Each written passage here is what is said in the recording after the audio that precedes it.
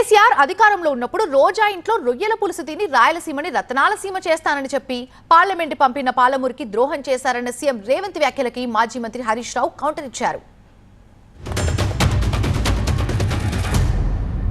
రోజా గారు ఒక్కసారి రొయ్యల పులుసు పెడితేనే తిని రాయలసీమను రతనాలసీమ చేసి వస్తాను చెప్పొచ్చిన మహానుభావుడు ఆయన. రాష్ట్రానికి ముఖ్యమంత్రిని చేసి 2009లో కరీంనగర్ జిల్లా నుంచి వలస వచ్చి మహబూబ్నగర్కు బతకడానికి వచ్చి ఒక్క ఓటేయని మహాప్రభు అంటే నిన్ను ఎంపీగా గెలిపించి మా గుండెల్లో పెట్టుకొని చూసుకొని మేము పల్లకీలో మోసి పార్లమెంటుకు పంపిస్తే మా గుండెల మీద తంతవా.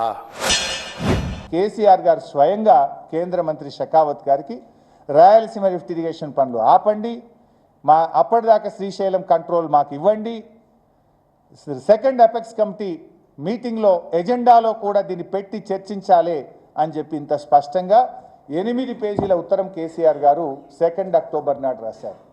ఈసీ లేకుండా ఈ ప్రాజెక్టు పనులు ఆపేయండి, ఇది కొనసాగించడానికి వీలు లేదు అని. ఈ ఆర్డర్ ఎవరు తెచ్చిండ్రు? బీఆర్ఎస్ ప్రభుత్వం, కేసీఆర్ గారు తెచ్చిండ్రు. నిన్న రేవంత్ రెడ్డి మాట్లాడతాడు రాయలసీమ లిఫ్ట్ ఇరిగేషను ఏదో రోజా గారి దగ్గర దీన్ని వదిలిపెట్టింది. ఒక్కటా రెండా? ఎన్ని లెటర్లు చూపించినా మీకు ఇప్పుడు నేను? అసలు జీవో ఇయ్యకముందు వ్యతిరేకించినాం, జీవో ఇచ్చిన వారం తర్వాత వ్యతిరేకించినాం, తర్వాత నెలలో షెకావత్కు కేసీఆర్ గారు లేఖ రాసిండ్రు, అపెక్స్ కమిటీ కౌన్సిల్లో వ్యతిరేకించినాం, చివరికి గ్రీన్ ట్రిబ్యునల్ పోయి స్టే కూడా తెచ్చింది తెలంగాణ ప్రభుత్వం, పనులు ఆపించింది తెలంగాణ ప్రభుత్వం.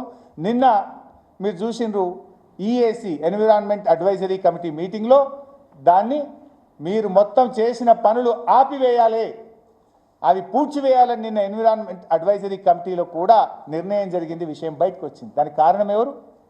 కేసీఆర్ బీఆర్ఎస్ పార్టీ పోరాటం వల్ల, ఆ రోజు స్టే తేవడం వల్ల, ఈ పనులను నిరంతరం ఆపడం వల్ల ఇవాళ నిన్న పర్మనెంట్ ఆర్డర్ కూడా ఈఏసీ అనుమతి కూడా దాన్ని నిరాకరించింది. ఇది నిజం. కానీ రేవంత్ రెడ్డి పూర్తిగా పక్కదో పట్టిస్తూ వక్ర భాష్యం చెప్తూ మేమే ఏదో దగ్గరుండి రాయలసీమ లిఫ్ట్ కట్టించినన్ని అబద్ధాలు చెప్పిండు. ఎవడన్నా కొత్త వాళ్ళు వింటే ఏమనుకోవాలి? అబ్బా రేవంత్ రెడ్డి ఎంత మంచోడు అనుకోవాలి, ఏదో నిజం అన్నట్టు. అబద్ధాలు ఆడడంలో ఆయనకు డాక్టరేట్ ఇవ్వచ్చు రేవంత్ రెడ్డికి.